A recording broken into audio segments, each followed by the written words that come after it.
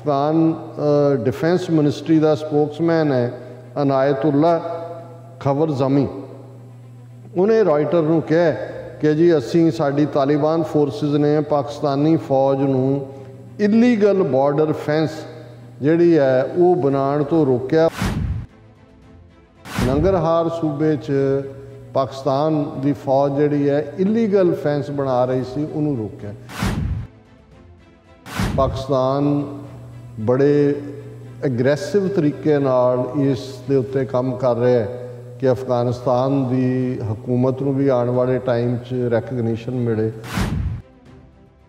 पाकिस्तान जिन्हें तालिबान नूं उन्हां दा वकार कायम करन दे विच सब तो ज़्यादा कीमत चुकाई है। 3 महीने 4 हुए ने ते जे और आप तालिबान किस हालत चों गुजर रहे हैं, पाकिस्तान किस हद तक जाके रेस्क्यू कर रहे हैं, तो फिर इस सारे नूं तुसीं ना शुक्रापन कहोगे। Welcome back now programme. So viewers हुण आपां गलबात करांगे पाकिस्तान ते अफगानिस्तान के हवाले नाल कि इंटरनेशनल न्यूज़ एजेंसी रॉयटर की खबर अनुसार अफगानिस्तान की तालिबान हुकूमत ने पाकिस्तान फौज नूं सरहद के उत्ते फैंस लाउण तों रोक दिता है। सो व्यूअर्स याद रहे कि पाकिस्तान की अफगानिस्तान नाल लगदी लगभग 2600 किलोमीटर सरहद ते कंडियाली तार लाई जा रही है, जिसका काम जिहड़ा मुकम्मल 90% हो चुका है। सो इस बारे आपां गलबात करन जा रहे हैं। सो असीं चाहांगे कि तुसां नाल इसी तरह ही जुड़े रहना। सो देखण सुन लई तुहाडा सब दा बहुत बहुत धन्नवाद। सी डॉक्टर साहब की कहना चाहोगे? देखो असीं जिहड़ा हुण टॉपिक डिस्कस करन जा रहे हैं थोड़ा जिहा पेनफुल भी है जी। पेनफुल इसलिए जदों कि असीं अपने आप नूं पाकिस्तान दे गुआंढी मुल्क खालिस्तान फ्यूचर मुस्तकबिल दे एक उस मोह नाल भी देखते हैं। पाकिस्तान स्ट्रोंग होए, स्टेबल होए, प्रॉस्परस होए, क्योंकि उस दे नाल साडा भी बहुत कुछ जुड़िया होया है। और इस दे नाल जदों असीं अफगानिस्तान दे मुद्दे दे उत्ते टाइम टू टाइम गल कीती, खास तौर ते 15 अगस्त तो बाद जो सिचुएशन अफगानिस्तान खास तौर पे उन्हां दे क्राइसिस इकनॉमिकल क्राइसिस अजे 2 दिन पहला भी असी इस दे उत्ते सैगमेंट किया है, जदों कि आलमोस्ट OIC दे 57 जिहड़े मैंबर ने इस्लामिक मुल्क उन्हां दे फॉरेन मिनिस्टर्स और 5 वड्डियां पावर्स उन्हां दे जिहड़े ने नुमाइंदे वो इस्लामाबाद दे उस समिट सन जिहदे च ये रिजॉल्व किया गया जिहड़ा ज़ाहिर इनिशिएटिव पाकिस्तान ने लिया। और ईवन जे चीन भी लगातारता नाल मदद करता रहा है तो पाकिस्तान का इस बहुत वड्डा रोल है। इहदे च भी कोई शक नहीं है कि पाकिस्तान ने जदों सोवियत यूनीयन ने 1979 च हमला किया अफगानिस्तान ते कब्जा किया, उदों 6 मिलियन के लगभग जिहड़े अफगान रिफ्यूजी सी उन्होंने पनाह भी दी। इस वेले भी 3 मिलियन तो ज़्यादा एक अंदाजे मुताबिक रिफ्यूजी पाकिस्तान च ने। और उन्होंने यकीनी बनाया दोनों ही, और ईवन जे अमरीका ने पाकिस्तान नूं बिल्कुल इकनॉमिकली खूंजे लाने की कोशिश की है, IMF का डंडा सिर ते रख के अजे तक भी जिहड़ा $1 बिलियन देना है तो वो भी नक नाल लीकां कढवा रहे हैं। तो उसका वड्डा कारण उही कहंदे ने कि जी तुसीं अफगानिस्तान दे विच साडी मदद नहीं कीती, तुसीं तालिबान की मदद की जां उन्हां दे नाल संबंध रखे। और इस सारे दे पीरीयड च पाकिस्तान जिन्हें 80,000 के करीब उन्हां दे पाकिस्तानी शहरी भी मारे गए और 100 बिलियन प्लस जिहड़ी Pakistani prime minister Imran Khan quote करते हैं इकॉनमी का नुकसान होया। और हुण भी पाकिस्तान बड़े एग्रैसिव तरीके नाल इस दे उत्ते काम कर रहा है कि अफगानिस्तान की हुकूमत नूं भी आने वाले टाइम च रैकगनीशन मिले। और जिहड़ा वर्स्ट ह्यूमैनिटेरियन क्राइसिस उत्थे आ रहा है, विंटर चल रही है और इकॉनमी उन्हां दी टोटल कलैप्स है अफगानिस्तान की, कि उन्हां नूं जिहड़ा मदद की जाए।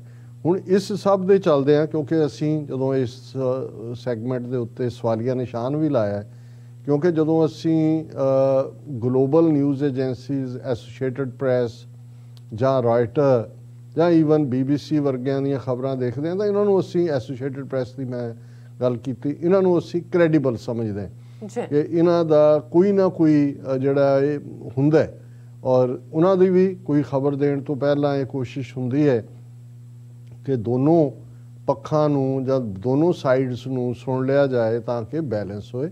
ਔਰ ਇਹ ਮੈਂ ਜਿਹੜੀ ਚਲਦੇ ਅੰਦਰ ਸਟੂਡੀਓ 'ਚ ਆਉਂਦੇ ਆ ਖਬਰ ਦੇਖੀ ਰॉयटर ਦੀ, ਉਹਦਾ ਉਨਵਾਨ ਹੀ ਇਹ ਹੈ, Afghan Taliban stop Pakistan army from fencing international border. ਔਰ ਇਨ ਜਨਰਲ ਅਸੀਂ ਪਹਿਲਾਂ ਵੀ ਸ਼ਾਇਦ ਗੱਲ ਕੀਤੀ ਹੋਈ ਹੈ ਕਿ ਇਹ ਜਿਹੜਾ ਪਾਕਿਸਤਾਨ ਦਾ ਖੈਬਰ ਪਖਤੂਨਖਵਾ ਪ੍ਰੋਵਿੰਸ ਹੈ, ਇਹ ਆਲਮੋਸਟ ਇੱਕ ਜ਼ਮਾਨੇ 'ਚ ਨਾਰਥ ਵੈਸਟ ਫਰੰਟੀਅਰ ਪ੍ਰੋਵਿੰਸ ਨੂੰ ਕਹਿੰਦੇ ਸੀ, ਅੰਗਰੇਜ਼ਾਂ ਨੇ ਇਹਨੂੰ ਅੱਡ ਸੂਬਾ ਬਣਾਇਆ। ਪਰ ਇਹ ਸਿੱਖ ਰਾਜ ਦੇ ਵੇਲੇ ਮਹਾਰਾਜਾ ਰਣਜੀਤ ਸਿੰਘ ਦੇ ਪੀਰੀਅਡ 'ਚ ਜਿਨ੍ਹਾਂ ਨੇ ਦਰਿਆਏ ਸਿੰਧ ਇੰਡਸ ਕ੍ਰਾਸ ਕਰਕੇ ਦਰਾ ਖੈਬਰ ਤੱਕ ਜਮਰੌਦ ਦਾ ਕਿਲ੍ਹਾ ਜਿਹੜਾ ਹਰੀ ਸਿੰਘ ਨਲੂਏ ਨੇ ਬਣਾਇਆ ਉਸ ਪੰਜਾਬ ਦੀਆਂ ਹੱਦਾਂ ਪਹੁੰਚਾਈਆਂ। ਉਹਦੇ ਇੱਕ ਹਿਸਟੋਰੀਕਲ ਰੀਜ਼ਨ ਸੀ, ਉਹ ਹੁੰਦੀ ਡਿਬੇਟ ਨਹੀਂ ਹੈ। ਲੇਕਿਨ ਇਹ ਸਾਰਾ ਹੀ ਖਿੱਤਾ ਪਿਸ਼ਾਵਰ ਵੀ ਔਰ ਜਿਹੜੀਆਂ ਫਿਰ ਉਹਨਾਂ ਦਾ ਏਜੰਸੀ ਏਰੀਆ ਜਿਹਨੂੰ ਕਿਹਾ ਜਾਂਦਾ ਹੈ ਬਿਜੌੜ, ਨਾਰਥ ਵਜ਼ੀਰਿਸਤਾਨ, ਸਾਊਥ ਵਜ਼ੀਰਿਸਤਾਨ, ਔਰਕਜ਼ਾਈ, ਖੈਬਰ ਤੱਕ ਇਹ ਇਲਾਕਾ ਜਿਹੜਾ ਇਹ ਫਤਹ ਕਰਕੇ ਜਿਹੜਾ ਸਿੱਖ ਰਾਜ ਦਾ ਹਿੱਸਾ ਬਣਾਇਆ ਗਿਆ। 1849 ਦੇ ਵਿੱਚ ਜਦੋਂ ਅੰਗਰੇਜ਼ਾਂ ਨੇ ਪੰਜਾਬ ਹੜੱਪਿਆ, 2 ਐਂਗਲੋ ਸਿੱਖ ਵਾਰਸ ਹੋਈਆਂ, ਦੂਸਰੀ ਜੇਹਲਮ ਦੇ ਕੰਢੇ ਹੀ ਹੋਈ ਰਾਮਨਗਰ, ਜਿਸ ਦੇ ਵਿੱਚ ਸਿੱਖ ਫੌਜ ਦੀ ਹਾਰ ਹੁੰਦੀ ਔਰ ਅੰਗਰੇਜ਼ ਪੰਜਾਬ ਤੇ ਕਾਬਜ਼ ਹੁੰਦੇ ਨੇ। ਉਹਨਾਂ ਨੇ ਇਸ ਜਿਹੜਾ ਇੰਡਸ ਪਾਰ ਦਾ ਇਲਾਕਾ ਸੀ ਜਿਹੜਾ ਉਹਦਾ ਨਾਂ ਨਾਰਥ ਵੈਸਟ ਫਰੰਟੀਅਰ ਪ੍ਰੋਵਿੰਸ ਰੱਖਿਆ, ਜਿਹਨੂੰ ਹੁਣ ਖੈਬਰ ਪਖਤੂਨਖਵਾ ਕਹਿੰਦੇ ਨੇ।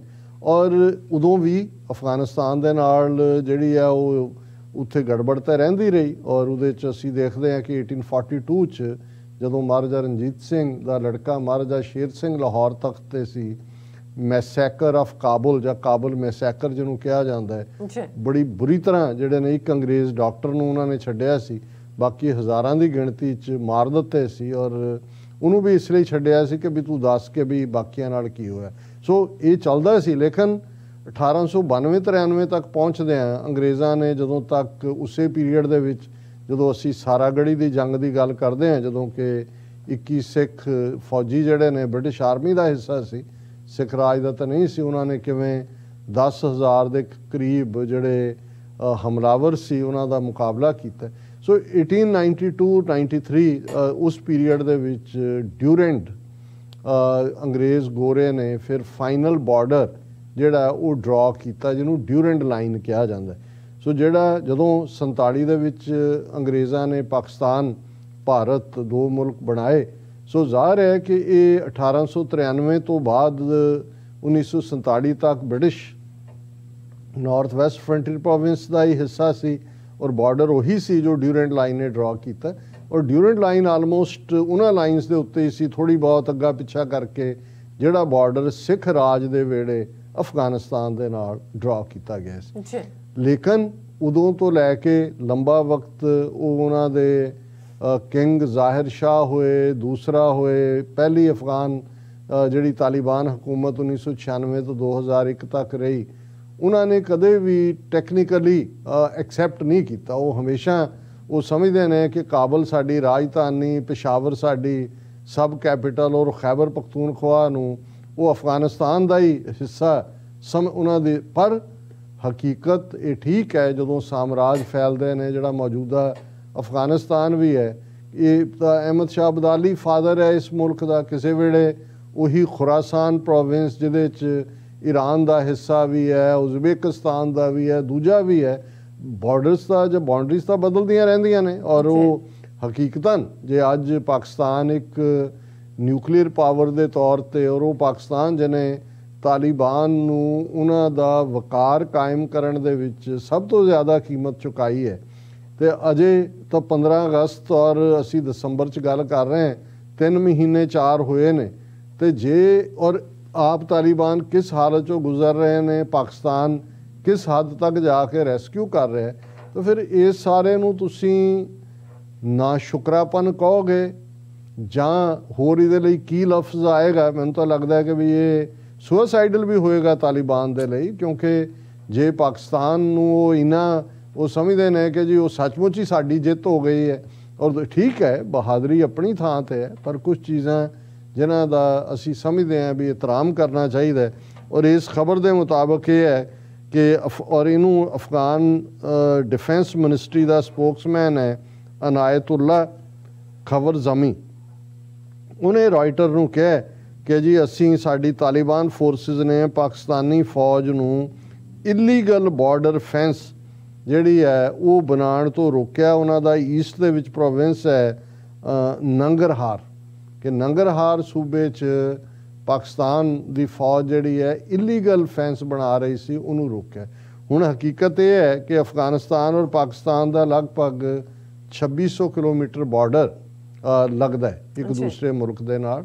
ਔਰ ਇਹ ਕੁਝ ਸਾਲ ਪਹਿਲਾਂ ਪਾਕਿਸਤਾਨ ਨੇ ਫੈਸਲਾ ਕੀਤਾ ਵੀ ਅਮਰੀਕਾ ਦੂਜੇ ਵੀ ਇਹੀ ਬਲੇਮ ਕਰਦੇ ਨੇ ਕਿ ਜੀ ਦਹਿਸ਼ਤਗਰਦੀ ਇੱਥੋਂ ਉੱਧਰ ਜਾ ਰਹੀ ਹੈ, ਫਲਾਣਾ ਹੋ ਰਿਹਾ।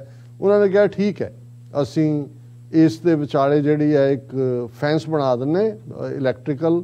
ਉਹਦੇ 'ਚ ਹੁਣ ਜਿਹੜੀ ਦੋਵਾਂ ਪੰਜਾਬਾਂ ਦੇ ਵਿਚਕਾਰ ਫੈਂਸ ਲਾਈ ਹੋਈ ਹੈ ਇੰਡੀਆ ਨੇ ਬਣਾਈ, ਉਹ ਕੋਈ ਪਾਕਿਸਤਾਨ ਨੇ ਰੋਕੀ ਤਾਂ ਨਹੀਂ ਹੈ, ਔਰ ਉਹ ਬਿਲਕੁਲ ਉਹਦੇ 'ਚ ਤਾਂ ਕਰੰਟ ਛੱਡਿਆ ਹੁੰਦਾ। ਹੁਣ ਇਹ ਜਿਹੜਾ 2600 ਕਿਲੋਮੀਟਰ ਦਾ ਏਰੀਆ ਹੈ, ਇਹਦੇ 'ਚ ਲਗਭਗ 90% ਫੈਂਸ ਲੱਗ ਚੁੱਕੀ ਹੈ। 10% ਜਿਨ੍ਹਾਂ ਦੇ ਵਿੱਚ ਹੁਣ ਇਹ ਈਸਟਰਨ ਪ੍ਰੋਵਿੰਸ ਨੰਗਰਹਾਰ ਦਾ ਹੈ, ਉਸ ਦੇ ਵਿੱਚ ਜਿਹੜਾ ਹੈ ਔਰ ਉਹਨਾਂ ਨੇ ਲਾਉਣ ਦੀ ਕੋਸ਼ਿਸ਼ ਕੀਤੀ। ਔਰ ਇਹ ਕੋਈ ਸਟੇ ਖਬਰ ਨਹੀਂ ਹੈ। ਤਾਲਿਬਾਨ ਦੀ ਡਿਫੈਂਸ ਮਿਨਿਸਟਰੀ ਦਾ ਸਪੋਕਸਮੈਨ ਬਰੀਫ ਕਰ ਰਿਹਾ ਹੈ ਜੇ ਅਸੀਂ ਪਾਕਿਸਤਾਨ ਦੀ ਫੌਜ ਨੂੰ ਰੋਕ ਦਿੱਤਾ ਹੈ। ਹਾਲਾਂਕਿ ਰਾਇਟਰ ਦੇ ਮੁਤਾਬਕ Pakistan army didn't respond to a request for comment. ਔਰ ਨਾਲ ਦੀ ਨਾਲ ਜਿਹੜੀ ਸਾਰੀ ਵੀਡੀਓ ਹੈ ਇਹ ਸੋਸ਼ਲ ਮੀਡੀਆ ਦੇ ਉੱਤੇ ਵੀ ਚੱਲ ਰਹੀ ਹੈ, ਜਿਹਦੇ 'ਚ ਕਿ ਤਾਲਿਬਾਨ ਮਿਲੀਟੈਂਟਸ ਨੇ ਜਿਹੜੀ ਕੰਡਿਆਲੀ ਤਾਰ ਹੈ ਉਹ ਕਬਜ਼ੇ 'ਚ ਲਈ ਹੈ। ਔਰ ਨਾਲ ਦੀ ਨਾਲ ਉਹਨਾਂ ਦਾ ਇੱਕ ਸੀਨੀਅਰ ਆਫੀਸ਼ੀਅਲ ਵਾਰਨ ਕਰ ਗਿਆ, ਧਮਕੀ ਦੇ ਰਿਹਾ ਪਾਕਿਸਤਾਨ ਦੇ ਫੌਜੀਆਂ ਨੂੰ ਕਿ ਵੀ ਆਪਣੀਆਂ ਸਿਕਿਉਰਿਟੀ ਪੋਸਟ ਦੇ ਵਿੱਚ ਰਹੋ, ਨਾਟ ਟਰਾਈ ਟੂ ਫੈਂਸ ਦਾ ਬਾਰਡਰ ਅਗੇਨ, ਕਿ ਵੀ ਇਹ ਦੁਬਾਰਾ ਕੋਸ਼ਿਸ਼ ਨਾ ਕਰਨਾ। ਹੁਣ ਇੱਕ ਘਟਨਾ ਤਾਂ ਇਹ ਹੈ। ਦੂਸਰੀ ਜਿਹੜੀ ਦੇ ਨਾਲ ਇੱਕ ਹੋਰ ਖਬਰ ਹੈ ਕਿ ਕ੍ਰਾਸ ਬਾਰਡਰ ਮੋਰਟਰ ਫਾਇਰ ਹੋਇਆ ਕੁਨਾਰ ਪ੍ਰੋਵਿੰਸ ਦੇ ਵਿੱਚ। ਪਾਕਿਸਤਾਨੀ ਟੈਰੀਟਰੀ ਜਿਹੜੀ ਅਫਗਾਨਿਸਤਾਨ ਦਾ ਕੁਨਾਰ ਪ੍ਰੋਵਿੰਸ ਦੇ ਨਾਲ ਲੱਗਦੀ ਹੈ, ਹਾਲਾਂਕਿ ਇਹਦੀ ਵੀ ਕੋਈ ਕਨਫਰਮੇਸ਼ਨ ਨਹੀਂ ਹੈ। ਔਰ ਉਹਨਾਂ ਦੇ ਅਫੀਸ਼ੀਅਲਸ ਨੇ ਕਿਹਾ ਜੀ Afghan military helicopters could be seen patrolling ਦਾ ਏਰੀਆ। ਹੁਣ ਇਸ ਸਾਰੇ 'ਚੋਂ ਜੇ ਇਸ ਖਬਰ ਦੇ ਅੱਧੇ ਹਿੱਸੇ ਨੂੰ ਵੀ ਮੰਨ ਲਿਆ ਜਾਏ, ਕਿਉਂਕਿ ਜਿਹੜੀ ਬਰੀਫਿੰਗ ਅਫਗਾਨਿਸਤਾਨ ਦੇ ਸਪੋਕਸਪਰਸਨ ਦੀ ਹੈ ਕਿ ਜੀ ਅਸੀਂ ਰੋਕ ਦਿੱਤਾ ਹੈ ਔਰ ਪਾਕਿਸਤਾਨ ਨੂੰ ਵਾਰਨ ਕੀਤਾ ਹੈ, ਤੇ ਇਹ ਠੀਕ ਨਹੀਂ ਹੈ। ਔਰ ਮੇਰਾ ਖਿਆਲ ਹੈ ਕਿ ਪਾਕਿਸਤਾਨ ਦੀ ਹਕੂਮਤ ਉਹਨਾਂ ਦੀ ਫੌਜ ਨੂੰ ਸੀਰੀਅਸਲੀ ਲੈ ਰਹੀ ਹੋਏਗੀ। ਲੇਕਿਨ ਇਹ ਅਸੀਂ ਸਮਝਦੇ ਹਾਂ ਵੀ ਜਿਹੜੇ ਅਸੀਂ ਹਮੇਸ਼ਾ ਹੀ ਐਡਮਾਇਰ ਕਰਦੇ ਹਾਂ ਜਦੋਂ ਅਸੀਂ ਅਫਗਾਨ ਕਰੈਕਟਰ, ਉਹਨਾਂ ਦੀ ਫੀਅਰਲੈਸਨੈਸ, ਉਸ ਦਾ ਜ਼ਿਕਰ ਕਰਦੇ ਹਾਂ। ਪਰ ਇਹ ਫਿਰ ਜੇ ਇਹ ਵਰਤਾਰਾ ਪਾਕਿਸਤਾਨ ਨਾਲ ਤਾਲਿਬਾਨ ਦੀ ਹਕੂਮਤ ਕਰੇਗੀ ਤੇ ਇਸ ਨੂੰ ਤੁਸੀਂ ਨਾ ਸ਼ੁਕਰੇਪਨ ਦੇ ਵਿੱਚ ਹੀ ਰੱਖੋਗੇ, ਅਕਿਰਤਕਣਤਾ 'ਚ ਹੀ ਰੱਖੋਗੇ, ਔਰ ਇਸ ਤੋਂ ਬਿਨਾ ਹੋਰ ਕੋਈ ਲਫ਼ਜ਼ ਇਸਤੇਮਾਲ ਨਹੀਂ ਹੋ ਸਕੇਗਾ। ਜੀ ਡਾਕਟਰ ਸਾਹਿਬ, ਤੁਹਾਡਾ ਬਹੁਤ ਬਹੁਤ ਸ਼ੁਕਰੀਆ। ਸਾਥ ਲੈਣੇ ਬ੍ਰੇਕ। ਵਿਊਅਰਸ ਤੁਸੀਂ ਕਿਤੇ ਨਹੀਂ ਜਾਣਾ, ਮਿਲਦੇ ਹਾਂ ਆਫਟਰ ਦਿਸ ਸ਼ਾਰਟ ਬ੍ਰੇਕ।